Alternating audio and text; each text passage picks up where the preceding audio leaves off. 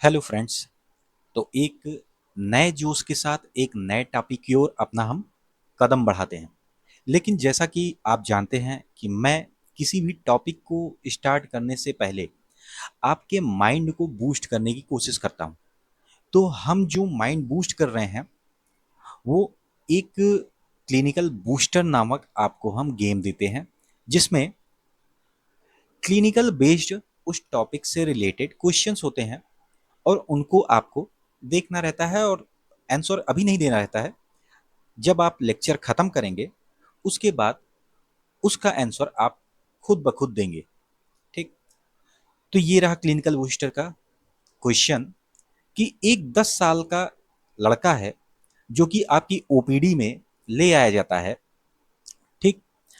आप देखते हैं या आपको उनके पेरेंट्स बताते हैं कि इस बच्चे को फीवर आ रहा है और इसके ईयर्स के नीचे, कानों के नीचे स्वेलिंग है, पेनफुल स्वेलिंग प्रेजेंट है। आप उसको छू कर देखते हैं। ठीक।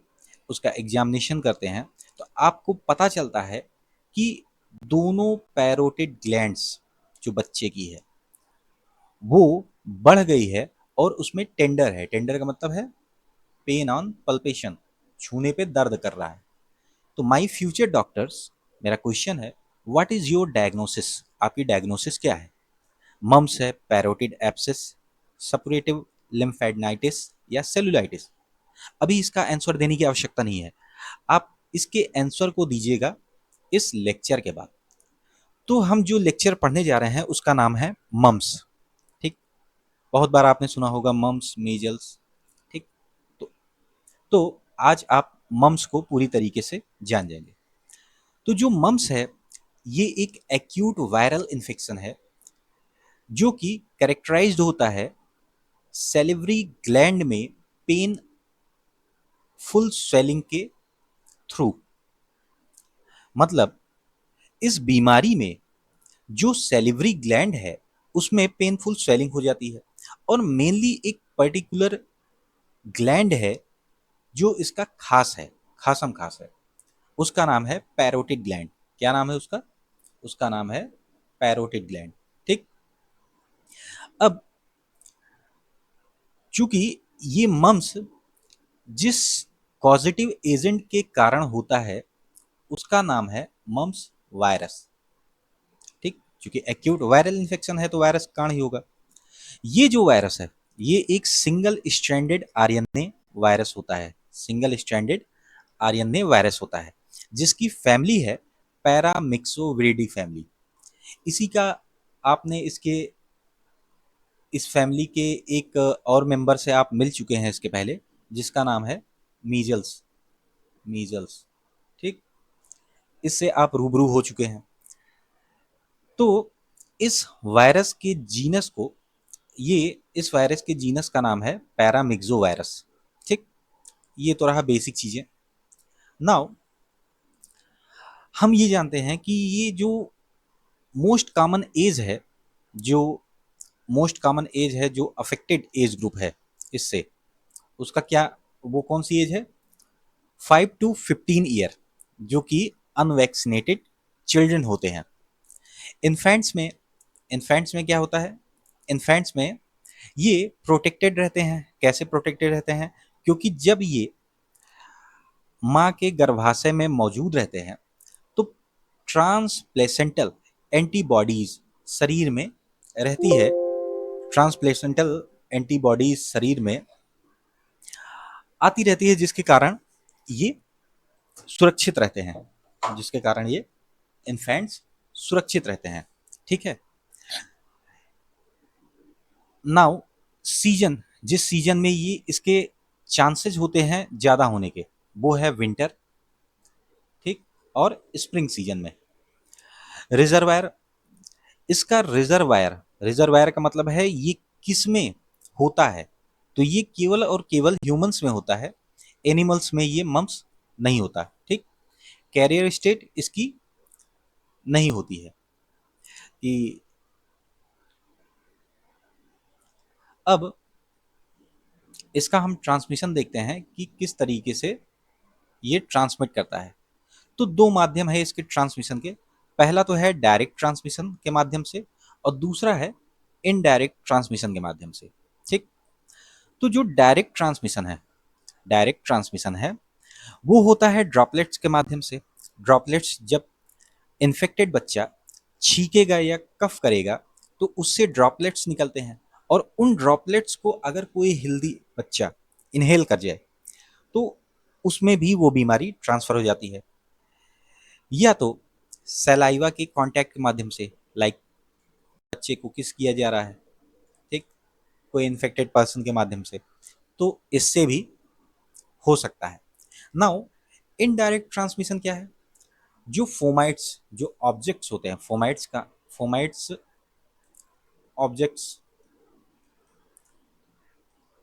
लाइक ऑब्जेक्ट्स जैसे यूटेंसिल्स हो गए, बर्तन हो गए,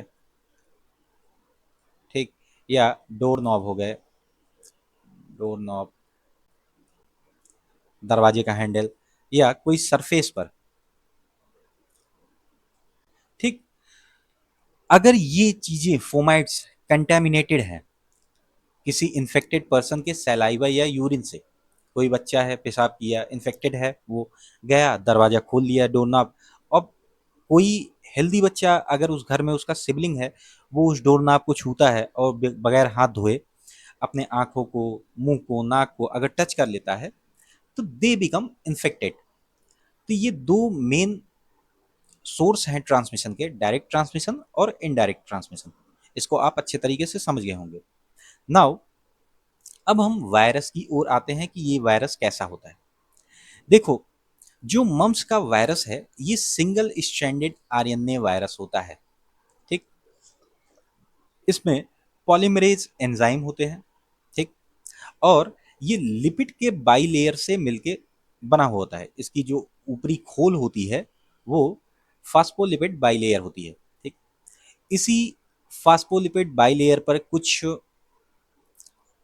प्रोटीन्स अवेलेबल होते हैं, जैसे कि हीमोग्लूटिनिन, न्यूरामिनिडेज प्रोटीन, एचएन प्रोटीन इसको बोलते हैं, न्यूरामिनिडेज, ठीक, और एफ प्रोटीन, फ्यूजन प्रोटीन। इनका, इन प्रोटीन्स का काम क्या होता है, ये जो स्ट्रक्चर्स हैं इनका काम क्या होता है, आगे समझते हैं। ये देखो, ये बाइंडिंग के काम आते हैं, ये फ्यूजन के काम आता है।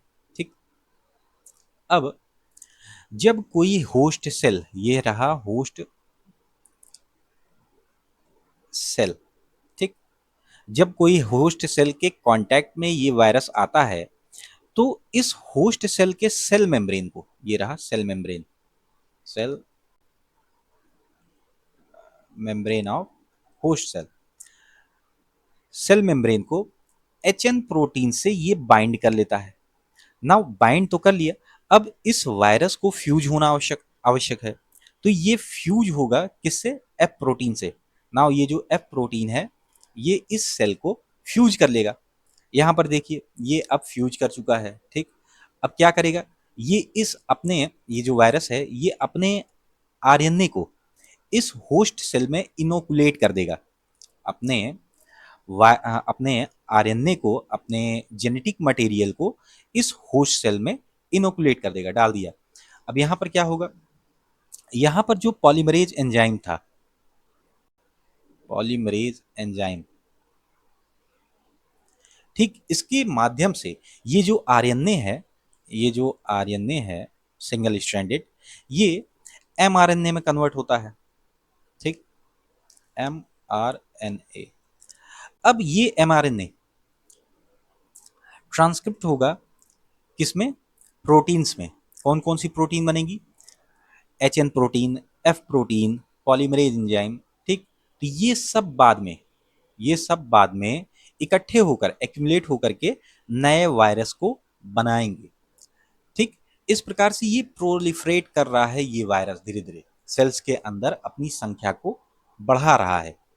नाउ अब होगा क्या कि देखो, जो कुछ प्रोटीन जो है, जो होस्ट सेल रहती हैं उनके सरफेस पर रह जाते हैं। ये प्रोटीन्स करते क्या हैं, ये प्रोटीन्स अपने नियर बाई सेल को, ये रहा nearby cell, nearby cell जो कि अनअफेक्टेड है, और ये अफेक्टेड सेल हैं, अफेक्टेड सेल हैं, ठीक। तो ये जो प्रोटीन है ये अपने नियर बाई सेल जो कि अनअफेक्टेड है उनसे बाइंड कर जाएगा, और बाइंड करने के बाद ये जो इन्फेक्टेड सेल हैं, दोनों इन्फेक्टेड सेल हो गई, तो ये इन्फेक्टेड सेल क्या करेंगी, ये अपने, ये जो इन्फेक्टेड सेल थी, ठीक, अपने जो नेबरिंग सेल है यानी इससे फ्यूज कर जाती हैं, ठीक, दोनों सेल्स फ्यूज कर गई। इसी तरीके से सिमिलरली कई सारे सेल्स आपस में फ्यूज होकर, आपस में मर्ज होकर एक लार्ज सेल बनाते हैं, ठीक, जिसमें मल्टीपल्स न्यूक्लियाई रहते हैं, ठीक। हर सेल का अपना न्यूक्लियस होता है, तो मल्टीपल न्यूक्लियाई हो गए भाई, ढेर सारे सेल्स मिल गए, आपस में मर्ज कर गए, तो उनके न्यूक्लियस भी ढेर सारे आ गए, तो इनको बोलते हैं मल्टी न्यूक्लिएटेड जायंट सेल या सिंसिशियम। नाउ अब हम देखते हैं कि ये वायरस किस तरीके से बच्चे को अफेक्ट कर रहा है। तो वायरस करेगा क्या कि वायरस रेस्पिरेटरी ट्रैक्ट के थ्रू, रेस्पिरेटरी ट्रैक्ट के थ्रू ये एंटर करेगा बॉडी में। तो एंटर करने के बाद क्या करता है कि ये जो नेजोफेरिंग्स रहते हैं, ये जो नेजोफेरिंग्स हैं, इस नेजोफेरिंग्स के एपिथीलियल सेल को, नेजोफेरिंग्स के एपिथीलियल सेल को इन्फेक्ट करती हैं, और इसके बाद इन्फेक्ट करने के बाद वहां पर प्रोलिफरेट करेंगी, अपनी संख्या बढ़ाएंगी, और अपनी संख्या बढ़ाने के कारण, बढ़ाने के बाद ये वायरस ब्लड में एंटर कर जाता है। ब्लड में एंटर करने का मतलब क्या है, वायरीमिया, ब्लड का, वायरस का ब्लड में एंटर कर जाना, वायरीमिया, ठीक। अब जब ब्लड में एंटर कर गया तो ब्लड के माध्यम से ये दूसरे ऑर्गन्स या टिश्यूज को भी अफेक्ट करेंगी, वहां पर पहुंचकर वहां पर लोकलाइज हो जाएंगी, वहां पर अपना घर बना लेंगी, ठीक, वहां पर इन्फेक्ट करेंगी सेल्स को, टिश्यूज को। और मोस्ट कॉमनली कौन से टिश्यूज हैं, ग्लैंडुलर टिश्यूज हैं, न्यूरल टिश्यूज हैं, जिनको ये अफेक्ट करती हैं, ठीक। Now tropism of mumps virus, tropism का मतलब होता है साइट ऑफ लोकेशन, कौन से लोकेशन पर ये इन्फेक्ट करती हैं, ब्लड में जाने के बाद कौन कौन से लोकेशन पर, कौन कौन से साइट पर जाकर के ये उस टिश्यू को, पर्टिकुलर टिश्यू को इन्फेक्ट करती हैं। तो मम्प्स वायरस प्रेफरेंसली लोकलाइज होते हैं पैरोटिड सैलिवरी ग्लैंड में, ठीक। यहाँ पर ये करेंगे क्या, ये ग्लैंड्स में स्वेलिंग करेंगे, ठीक, क्योंकि वहां पर अपनी संख्या बढ़ाएंगे तो इन्फ्लामेशन होगा, इन्फ्लामेशन का कार्डिनल फीचर है स्वेलिंग, ठीक है। तो या तो ये स्वेलिंग यूनिलैटरल होगा यानी कि एक साइड, या तो बाइलैटरल होगा, ठीक है। और कभी कभार क्या होता है कि ये जो स्वेलिंग है इसके साथ ईयर एक यानी कान में दर्द भी रहेगा, पेशेंट बताएगा कि ये जो स्वेलिंग है, स्वेलिंग के साथ कान में दर्द भी हो रहा है। ये जो स्वेलिन पैरोटिड ग्लैंड्स है, इसके कारण यहाँ पर एक क्वाड्रिसेप्स आकार का एक मैसेटर मसल होता है चीक में, गाल में, जो कि खाने को च्यू करने में, चबाने में, मैस्टिकेशन में उसके हेल्प करता है। तो यहाँ पर चूंकि पैरोटिड ग्लैंड में स्वेलिंग है, स्वेलिंग के कारण क्या होगा कि इस मसल पर प्रेशर डेवलप होगा, ठीक। प्रेशर डेवलप होने के कारण ये है मैसेटर मसल, ठीक है, मैसेटर मसल, ठीक।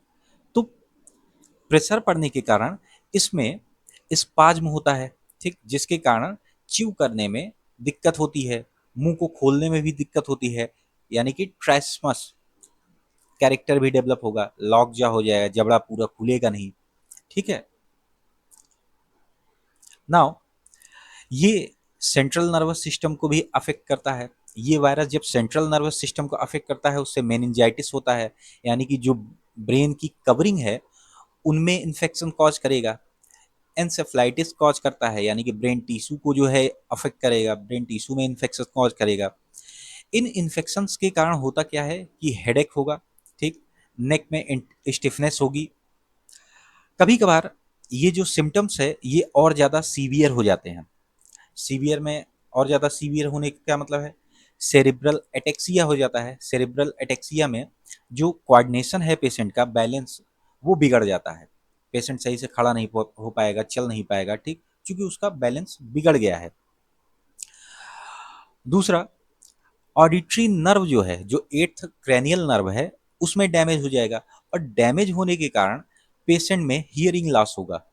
ठीक, पेशेंट में हियरिंग लॉस होगा, पेशेंट में जो है सुनाई नहीं देगा कोई चीजें। जनरली ये जो इन्फेक्शंस है ये सेल्फ लिमिटेड होते हैं और सिम्टम सबसाइड हो जाते हैं जब बॉडी रिकवर करती है। नाउ, पैरोटाइटिस होने के 1 से 2 हफ्ते बाद, after 1 to 2 week of parotitis,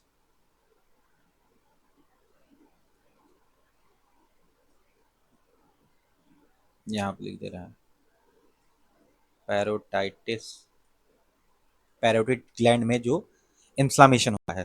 ठीक, तो मेल्स में क्या होता है, उनके टेस्टिस और एपिडिडाइमिस में सूजन आ जाती है, क्योंकि वायरस जो है ब्लड स्ट्रीम से होता हुआ टेस्टिस में चला जाता है, और वहां पर वो इन्फ्लामेशन कॉज करेगा टेस्टिस में और एपिडिडाइमिस में, जिससे कि ऑर्काइटिस होता है टेस्टिस में इन्फ्लामेशन, और एपिडिडाइमिस होता है, एपिडिडाइमाइटिस होता है। ठीक, एपिडिडाइमाइटिस। तो ये मोर कॉमनली एडोलसेंट एज में या पोस्ट प्यूबर्टल मेन में होता है। ये जो एपिडिडाइमो आर्काइटिस है ये या तो यूनिलैटरल होगा, मोस्ट केसेस में यूनिलैटरल होता है, मोस्टली केसेस में यूनिलैटरल होता है, लगभग 85% केसेस में। ठीक, और बाइलेटरल भी हो सकता है। क्या होगा, पेन और स्वेलिंग होगा, यूनिलैटरल या बाइलेटरल, पेन या स्वेलिंग होगा। ठीक, स्पर्म काउंट डिक्रीज कर जाएगा, स्पर्म की मोटिलिटी घट जाएगी, और रेयरली पेशेंट इनफर्टाइल भी हो सकता है। ठीक है, नाउ जो लेस कॉमन कॉम्प्लिकेशन है इसके, वो है कि ये किडनी को अफेक्ट कर सकता है, जिससे कि ग्लोमेरुलोनेफ्राइटिस हो सकती है, जिसके कारण जो यूरिन है उसमें प्रोटीन यूरिया और हिमेच्यूरिया हो सकता है, ब्लड निकल सकता है या प्रोटीन का लॉस हो सकता है। ठीक, ये जॉइंट्स को अफेक्ट कर सकते हैं, जिसके कारण आर्थराइटिस हो जाता है। मोस्टली लार्ज जॉइंट्स जो है अफेक्टेड होते हैं, लाइक हिप्स जॉइंट हो गया, नी जॉइंट हो गया, एंकल या शोल्डर जॉइंट्स। हार्ट में ये मायोकार्डाइटिस यानी कि हार्ट ये जो टिश्यू है उसमें इन्फ्लामेशन कॉज कर देता है। पैंक्रियाज में ये पैंक्रियाटाइटिस कॉज कर देता है। ठीक, ये लेस कॉमनली है लेकिन हो सकता है। अब क्लिनिकल फीचर देख लो कि इसका जो इंक्यूबेशन पीरियड है जिसमें ये अपने आप की संख्या को बढ़ाते हैं, ये 2 से 4 हफ्ते है। जब बॉडी में ये एंटर करते हैं और जब तक ये ब्लड में फैल नहीं जाते तब तक के टाइम पीरियड को इंक्यूबेशन पीरियड बोला जाता है, जो कि 2 से 4 हफ्ता है। इसमें ये अपनी संख्या को बढ़ाते रहते हैं। सिम्टम क्या क्या आते हैं, फीवर आएगा बच्चे को, सिर में दर्द होगा, मैलेज, थका हुआ महसूस करेगा अपने आप को। ठीक, प्लस इसी के साथ यूनिलैटरल या बाइलैटरल पैरोटाइटिस हो जाते हैं, जिसमें ईयर एक होता है, जॉ में टेंडरनेस होती है जब खाना चबाएगा या कूचेगा। ठीक है, स्वेलिंग होती है यूनिलैटरल या बाइलैटरल। ठीक, अब ये डिफरवेशंस और रेजोल्यूशन, डिफरवेशंस मतलब कब फीवर स्टार्ट हुआ और सबसाइड हुआ। ठीक, फीवर जो स्टार्ट होता है वो 1 to 3 डेज में लगभग इंक्यूबेशन पीरियड के बाद स्टार्ट होता है, और धीरे धीरे 3 दिन में ही लगभग लगभग ये सबसाइड होने लगता है। और ये जब पैरोटिड ग्लैंड में स्वेलिंग स्टार्ट होती है, लगभग 2nd to 3rd day parotid gland में स्वेलिंग स्टार्ट होना चालू हो जाती है, तभी फीवर सबसाइड करने लगता है, धीरे धीरे कम होने लगता है। ठीक है, रेजोल्यूशन, रेजोल्यूशन का मतलब है कि कंप्लीटली सिम्टम्स कब खत्म होते हैं। तो जो पैरोटिड ग्लैंड में जो स्वेलिंग है, जब ये धीरे धीरे कम होना चालू होती है, और कब कम होना चालू होती है, जब फीवर धीरे धीरे सबसाइड हो जाता है। ठीक, तो लगभग सिम्टम के कंप्लीट रेजोल्यूशन में 1 से 2 हफ्ते लग जाते हैं। नाउ डायग्नोसिस के लिए हम क्या कराते हैं, डायग्नोसिस के लिए हम एंटीबॉडी के टाइटर को लेते हैं, ठीक, ब्लड में कितना टाइटर है, कितनी मात्रा है एंटीबॉडी की। इसका डायग्नोसिस मेनली क्लिनिकली ही होता है कि क्लिनिकल केस जो आ रहे हैं आपको देख करके समझना रहता है। हम मम्स का आईजीएम एंटीबॉडी टेस्ट कराते हैं, और रीसेंट का जो इन्फेक्शन होगा, ठीक, तुरंत जो इन्फेक्शन हुआ रहता है उसी में ये पॉजिटिव आएगा, ठीक। सीबीसी कराते हैं तो लिम्फोसाइटोसिस दिखाई देती है, माइल्ड लिम्फोसाइटोसिस। सीरम एमाइलेज बढ़ा हुआ मिल सकता है क्योंकि सेलिवरी ग्लैंड में का इन्वॉल्वमेंट है या पैंक्रियाज का इन्वॉल्वमेंट हो सकता है। अगर सस्पेक्टेड कॉम्प्लिकेशन है तो उसमें सीएसएफ का एग्जामिनेशन करा सकते हैं, मेनिंजाइटिस या एंसेफ्लाइटिस के केस में। यूरिन एनालिसिस करा सकते हैं in case of haematuria, proteinuria, ठीक। अगर स्क्रोटम में, टेस्टिस में स्वेलिंग है, ठीक, तो अल्ट्रासाउंड करा सकते हैं स्क्रोटम का। और पैंक्रेटाइटिस है तो सीरम लाइपेज या एमाइलेज करवा लेते हैं। ट्रीटमेंट के लिए देखो, सिम्टोमेटिक ट्रीटमेंट होता है, फीवर है तो एंटीपायरेटिक हम देंगे, पैरासीटामॉल, ठीक, दिया जाता है। डोज इसकी 15 mg पर केजी बॉडी वेट पर डोज होती है, ठीक। अगर पेन है पैरोटिड ग्लैंड में, हम एनाल्जेसिक का यूज करते हैं, एसिक्लोफिनाक, डाइक्लो, ठीक, एक्सेट्रा। स्वेलिंग है तो वार्म फोमेंटेशन करते हैं, ठीक। और सॉफ्ट डाइट बच्चे को देते हैं भाई। अगर हम उसको जो नॉर्मल डाइट है उसको देंगे तो उसको चबाने में उसको दिक्कत होगी, ठीक। प्रॉपर हाइड्रेशन मेंटेन करते हैं क्योंकि दर्द कारण बच्चा वैसे भी नहीं खा रहा होगा, नहीं खा पी रहा होगा तो डिहाइड्रेट हो सकता है, ठीक। तो अगर डिफ़िकल्टी है चबाने में या खाने में तो हम सॉफ्ट डाइट या लिक्विड डाइट देते हैं, जैसे कि दाल हो गया, सूप हो गया, खिचड़ी हो गया। टेस्टिकुलर पेन है या स्वेलिंग है तो इसमें एनाल्जेसिक का यूज किया जाता है। समटाइम स्टेरॉइड यूज करते हैं, लेकिन स्टेरॉइड के डोज को टैपर करना बहुत आवश्यक है। तो एनाल्जेसिक और स्क्रोटल सपोर्ट हम यूज करते हैं। नाउ सीवियर, जैसे कि यहाँ बताया गया है कि अगर सीवियर इन्फ्लामेशन है, लाइक आर्काइटिस में या आर्थराइटिस में, ठीक, तो वहाँ पर हम स्टेरॉइड यूज तो कर लेते हैं, लेकिन उसकी डोज को टैपर करना बहुत आवश्यक है। मेनिंजाइटिस के केस में हम मैनिटॉल यूज करते हैं, ठीक। Prevention is better than cure, जैसा कि हम जानते हैं। तो प्रिवेंशन करने के लिए हम क्या करते हैं, पेशेंट को आइसोलेट करना है। कब तक? 5 दिन के लिए। जब सिम्टम आना स्टार्ट हुआ उसके 5 डेज तक हम पेशेंट को आइसोलेट कर देते हैं, ठीक है। फिर इसका सबसे सेफ है कि इम्यूनाइजेशन हो जाए। मम्स की वैक्सीन लगती है। एक चैप्टर मैं आपको पढ़ाऊंगा वैक्सीनेशन का, जिसमें सारे वैक्सीन को आपको समराइज कर दूंगा, ठीक है, वो आपको समझ में आ जाएगा। इसके साथ ये चैप्टर समाप्त हो जा रहा है। अब हम क्वेश्चन की ओर जाते हैं। जो क्वेश्चन था इसका आंसर मम्स होगा।